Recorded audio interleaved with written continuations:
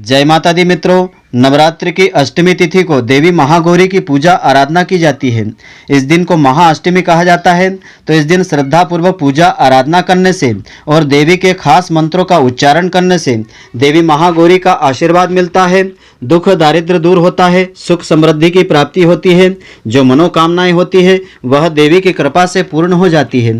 तो मित्रों, आज आपको हम बताएंगे कि नवरात्र के 8वें दिन देवी जगदम्बा की किस प्रकार से पूजा आराधना आपको करना चाहिए और किन खास मंत्रों का उच्चारण आपको करना चाहिए। तो मित्रों, पूरे वीडियो को आप ध्यानपूर्वक अवश्य देखें। मित्रों, आप सभी का बहुत बहुत स्वागत है आपके अपने ही चैनल एस्ट्रो गुरुजी में। यदि आपने अभी तक हमारे चैनल को सब्सक्राइब यदि नहीं किया हो तो अभी सब्सक्राइब कर लें और बेल आइकन को अवश्य दबाएं, जिससे हमारे अगले आने वाले नए वीडियो की नोटिफिकेशन सबसे पहले आपके पास पहुंचे। आप नित्य नई नई ज्ञानवर्धक जानकारियां व नित्य का राशिफल हमारे चैनल से प्राप्त करते रहें। तो नवरात्र के 8वें दिन देवी महागौरी की पूजा आराधना की जाती है। इस दिन को महाअष्टमी भी कहा जाता है। मान्यता ऐसी है कि नवरात्र के 8वें दिन महागौरी की पूजा करने से आर्थिक संकट दूर हो जाते हैं और दुख दरिद्रता का नाश हो जाता है। जो मनोकामना होती है देवी जगत जननी की कृपा से वह भी पूर्ण हो जाती है। तो महागौरी का स्वरूप इस प्रकार से है। महागौरी को लेकर दो पौराणिक मान्यताएं प्रचलित है। एक मान्यता के अनुसार भगवान शिव जी को पति के रूप में पाने के लिए देवी ने कठोर तपस्या की थी, जिससे इनका शरीर काला पड़ गया था।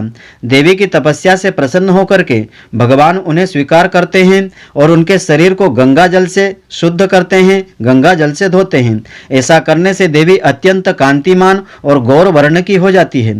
तभी से इनका नाम गौरी पड़ गया। दूसरी कथा के अनुसार एक सिंह काफी भूखा था।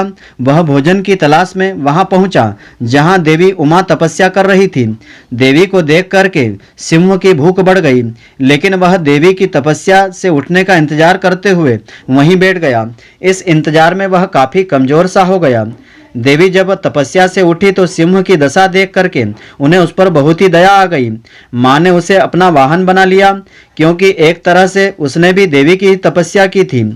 तो धार्मिक मान्यताओं के अनुसार महागौरी का वर्ण एकदम सफेद वर्ण है। इनकी आयु 8 साल मानी गई है। महागौरी के सभी आभूषण और वस्त्र सफेद रंग के होते हैं, इसीलिए उन्हें श्वेतांबरा भी कहा जाता है। इनकी 4 भुजाएं हैं। उनके ऊपर वाला दाहिना हाथ अभय मुद्रा वाला होता है, नीचे वाले हाथ में त्रिशूल होता है। माँ ने ऊपर वाले बाएं हाथ में डमरू धारण किया हुआ है और नीचे वाले हाथ में वर मुद्रा होती है। माता का वाहन वृषभ है, इसीलिए इन्हें वृषारूढ़ा भी कहा जाता है। माँ सिंह की सवारी भी करती है। तो नवरात्र के 8वें दिन आपको किन नियमों का पालन करना चाहिए जिससे कि देवी जगदम्बा का आशीर्वाद आपको मिले। नवरात्रि में आहार और दिनचर्या का विशेष महत्व होता है। ऐसा माना जाता है कि बिना इसके नवरात्रि का शुभ फल आपको नहीं मिलता है। नवरात्रि में भक्त 9 दिन तक फलाहार और व्रत करते हैं। कुछ भक्त निर्जल उपवास भी करते हैं। तो नवरात्र में पूरे 9 दिन तक व्रत रखना आसान बात नहीं होती है, इसीलिए यह व्रत बहुत ही कठिन माना जाता है। इन 9 दिनों में माता आदि शक्ति भवानी की कृपा प्राप्त करने के लिए केवल पूजा अर्चना ही काफी नहीं होती है, बल्कि अपने व्यवहार और दिनचर्या का खास महत्व होता है। तभी आपको माता रानी की पूर्ण कृपा प्राप्त होती है। तो नवरात्र व्रत के दौरान कैसी आपकी दिनचर्या होना चाहिए। बाकी के दिन भले ही आप कुछ देर तक सो लें, लेकिन अगर नवरात्र का व्रत आप रखते हैं तो आपको ब्रह्म मुहूर्त में सो करके उठ जाना चाहिए। पूरे 9 दिनों तक ब्रह्म मुहूर्त में उठें, घर की साफ सफाई करें और शुद्ध जल से स्नान करें। इसके बाद सूर्य देवता को अर्घ्य देवें। पूरे घर में गौमूत्र गंगा जल का छिड़काव करें और फिर अपने घर के पूजा स्थल या मंदिर में जाकर के विधि विधान से माता रानी का पूजन करें। व्रत उपवास में माता जी की पूजा करने के बाद फलाहार लेवें, यानी कि सुबह माता जी की पूजा के बाद दूध और फल आप ले सकते हैं। नमक का उपयोग आपको नहीं करना चाहिए, सेंधे नमक का उपयोग आप कर सकते हैं। उसके बाद दिन भर मन ही मन माता जी का ध्यान करते रहें। नवरात्रि के दौरान अपने मन को पूर्णतया माँ दुर्गा के ध्यान में आपको लगाना चाहिए। इस समय कोई भी नकारात्मक विचार मन में नहीं लाना चाहिए, न ही किसी के प्रति अपने मन में दुर्भावना रखें। शांत रहने की कोशिश करें, झूठ नहीं बोलें, क्रोध आने से बचें अपनी इंद्रियों पर काबू रखें। मन में काम वासना जैसे गलत विचारों को बिल्कुल नहीं आने दें। व्रत रखने वाले लोगों को दिन में नहीं सोना चाहिए। शाम को पुनः फिर से माता जी की पूजा आरती आदि करें। इसके बाद एक बार फलाहार आप कर सकते हैं। अगर न कर सके तो शाम की पूजा के बाद एक बार भोजन आप कर सकते हैं। माता जी की पूजा के बाद रोज एक कन्या की पूजा आपको करना चाहिए और भोजन करवा करके उसे दक्षिणा दे करके पैर छू करके आशीर्वाद लेना चाहिए। नवरात्र के दौरान तामसिक भोजन नहीं करना चाहिए, यानी इन 9 दिनों में लहसुन, प्याज, मांसाहार, ठंडा, झूठा भोजन आपको नहीं करना चाहिए। नवरात्रि में 9 दिनों तक साफ सफाई का विशेष ध्यान रखना चाहिए। इन दिनों में छोर कर्म नहीं करें, यानी बाल नहीं कटवाएं, दाढ़ी आदि नहीं बनवाएं, नाखून नहीं कटवाएं, शेविंग आदि नहीं करें। इसके साथ ही तेल मालिश भी नहीं करें। नवरात्रि के दौरान दिन में नहीं सोना चाहिए। नवरात्रि के व्रत उपवास बीमार बच्चों और बूढ़ों को नहीं करना चाहिए, क्योंकि इनसे नियम का पालन नहीं हो पाता है। घर के मंदिर में कभी भी अंधेरा नहीं रखें, किसी न किसी तरह से उसमें रोशनी आती रहे। कभी भी घर को अकेला आपको नहीं छोड़ना चाहिए। अखंड ज्योति जला रहे हैं तो उसमें समय पर घी आप डालते रहें। व्रत रखने वाले लोगों को 9 दिनों तक विधि विधान से माता की पूजा आराधना करना चाहिए और माता की पुण्यदायिनी कथा को भी श्रवण करना चाहिए। तो माता की पूजा विधि इस प्रकार से है। अष्टमी के दिन सबसे पहले आपको ब्रह्म मुहूर्त में स्नान करना चाहिए। साफ स्वच्छ वस्त्र पहने। इसके बाद घर के मंदिर में लकड़ी के पटले पर महागौरी की प्रतिमा को विराजित करें। माँ के आगे शुद्ध घी का दिया जलावें, फल फूल आदि अर्पित करें। माता की आरती के बाद कन्याओं का पूजन करें। चैत्र नवरात्रि की महाअष्टमी या दुर्गा अष्टमी के दिन प्रातःकाल आप स्नान आदि से निवृत्त हो जाएं। इसके पश्चात विधि विधान से माता महागौरी की पूजा करें, उनको नारियल का भोग अर्पित करें, जिससे वे प्रसन्न होकर के आपकी संतान से जुड़ी समस्याओं का समाधान कर देगी। इसके बाद आप माँ महागौरी के मंत्रों का जाप करें। अंत में माता महागौरी की आरती करें। महागौरी की आरती के बाद माता दुर्गा के साक्षात स्वरूप कन्याओं का पूजन करना नहीं भूलें। कन्या पूजा में आप 1 से लेकर के 9 तक सम संख्याओं में कन्याओं का पूजन कर सकते हैं। उनको आसन पर बैठाएं और जल से उनके पैर धोना चाहिए। इसके बाद उनकी आरती के साथ पूजा करें। उनको घर पर बने पकवान खाने को दें।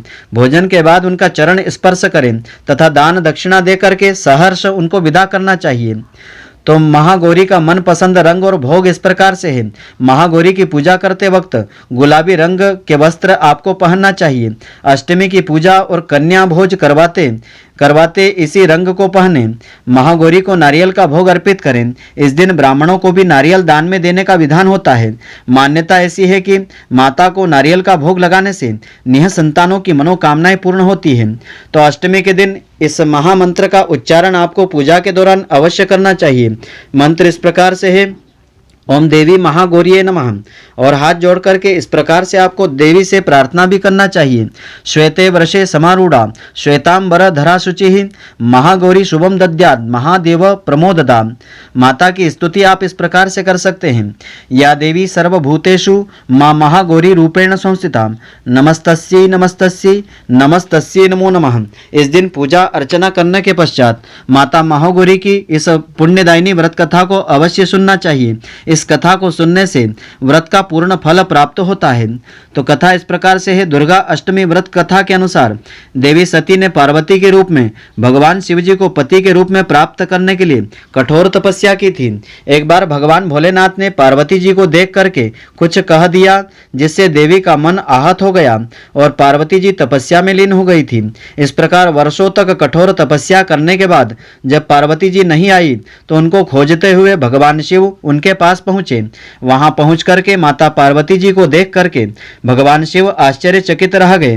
पार्वती जी का रंग अत्यंत ओजपूर्ण था। उनकी छटा चांदनी के समान श्वेत कुंद के फूल के समान धवल दिखाई पड़ रही थी। उनके वस्त्र और आभूषण से प्रसन्न होकर के भगवान सदाशिव ने देवी उमा को गौर वर्ण का वरदान दे दिया था। दूसरी कथा के अनुसार भगवान शिव को पति के रूप में पाने के लिए देवी ने कठोर तपस्या की थी, जिससे उनका शरीर काला ही पड़ गया था। देवी की तपस्या से प्रसन्न होकर के भगवान ने उन्हें स्वीकार कर लिया। शिव जी उनके शरीर को गंगा जल से धोते हैं, तब देवी अत्यंत गौर वर्ण की हो जाती है और तभी से इनका नाम गौरी पड़ गया था। महागौरी रूप में देवी करुणामयी, स्नेहमयी, शांत और मृदंग दिखाई देती है। देवी के इस रूप की प्रार्थना करने हेतु ऋषिगण इस मंत्र का उच्चारण करते हैं, तो आम जनों को भी, भक्तों को भी इस मंत्र का इस दिन उच्चारण अवश्य करना चाहिए। ओम सर्व मंगल मांगल्ये शिवे सर्वार्थ साधिके शरण्ये त्र्यंबके गौरी नारायणी नमोस्तुते। एक कथा के अनुसार प्रचलित है कि एक सिंह काफी भूखा था। जब वह भोजन की तलाश में वहां पहुंचा था जहां देवी उमा तपस्या कर रही थी। देवी को देख करके सिंह की भूख और बढ़ गई, परंतु वह देवी की तपस्या से उठने का उनका इंतजार करते हुए वहीं बैठ गया था। इस इंतजार में वह काफी कमजोर सा हो गया था।